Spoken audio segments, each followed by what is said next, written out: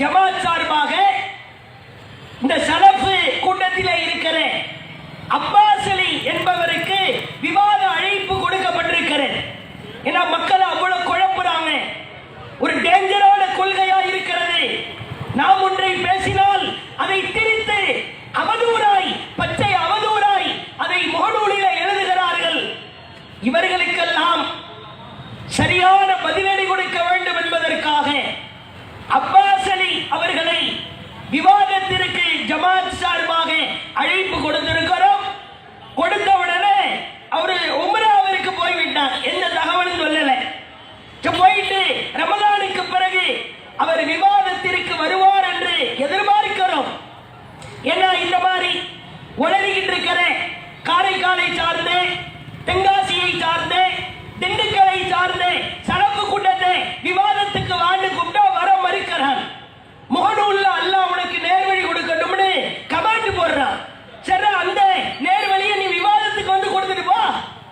முகநூலிலே நேர்வழி கொடுக்க வேண்டும் என்று கமெண்ட் எழுதுறல்ல, அந்த நேர்வழியை விவாதத்துக்கு வா. ஓப்பனா ஓ மூலமா நேர்வழி கிடைக்கட்டும். வர மறுக்கிறார்கள், பயந்து நடுங்குகிறார்கள். ஏன்னா தோலுரிச்சி காட்டிடுவோம். அவர்களின் பேச்சை, முன்னுக்கு முரண் பேச்சை அப்படியே போட்டு உடைப்போம் என்பதை கண்டு அஞ்சி நடுங்குகிறார்கள். அப்பாவி மக்கள் ஏமாந்து விடக்கூடாது. இந்த சலஃபீசம், நவீன சலஃபீசம், அது மிக டேஞ்சரான, பாதிப்பு நிறைந்த ஒரு கொள்கை என்பதை ஆழமாய் மக்களுக்கு மத்தியிலே பிரச்சாரம் செய்ய வேண்டிய இடத்திலே இருக்கிறோம். ஒருவேளை இன்ஷா அல்லாஹ் தௌஹீத் ஜமாத்தோடு இந்த சலஃப் அமைப்பை சார்ந்தவர்கள் விவாதத்திற்கு வருகிற பொழுது மக்கள் தெளிவை உணர்ந்து கொள்வார்கள். அவர்களின் உளறல்களை தெளிவாய் புரிந்து கொள்வார்கள். அல்லாஹ் திருக்குர்ஆனிலே சொல்கிறான், குல் ஜாஅல் ஹக்கு வ ஸஹக்கல் பாத்தில். சத்தியம் வந்தது, அசத்தியம் அழிந்தது. சத்தியத்தை அசத்தியத்தின் மீது வீசுகிறோம். அந்த அசத்தியத்தை அது சுக்குநூறாய் நொறுக்கி தள்ளுகிறது என்று அல்லாஹ்வின் கூற்றுக்கு இணங்க அல்லாஹ்வின் நேர்வழியை வழிகட்ட பலதரப்பட்ட வழிகளின் பால் வீசுகிறோம்.